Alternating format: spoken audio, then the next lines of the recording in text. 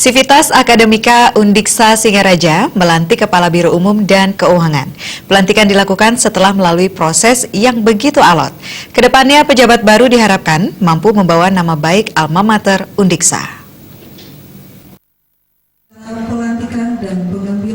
Pelantikan Kepala Biro Umum dan Keuangan yang baru di Undiksa, di mana dilaksanakan setelah sebelumnya melalui proses lelang jabatan. Kepala Biro yang baru dilantik karena memang pejabat sebelumnya memasuki usia pensiun. Undiksa menaruh harapan yang besar kepada pejabat baru untuk bersama-sama membangun universitas kependidikan terbesar di Pulau Dewata itu agar menjadi lebih baik khususnya dalam hal birokrasi, tata kelola administrasi dan pelayanan publik.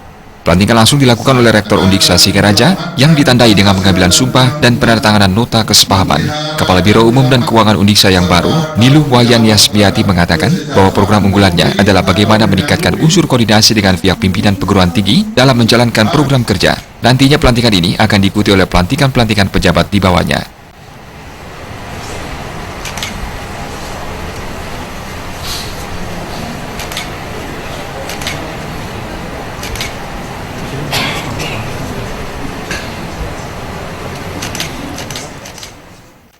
Nah, program kerja yang Ibu lakukan ya saat ini Ibu tetap melakukan program Kepala Biro yang dulu itu yang sudah ditetapkan di dalam rencana kerja tahunan. Ya.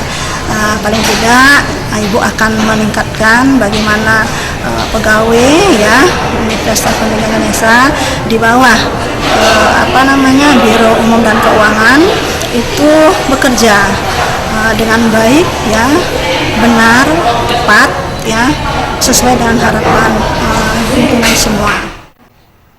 Sementara itu, Rektor Undiksa Nyoman Jampal mengungkapkan bahwa tantangan ke depan yang dihadapi cukup banyak, baik dalam meningkatkan kualitas layanan universitas, meningkatkan kualitas pembelajaran, penelitian dan pengabdian pada masyarakat, maupun meningkatkan mutu lulusan.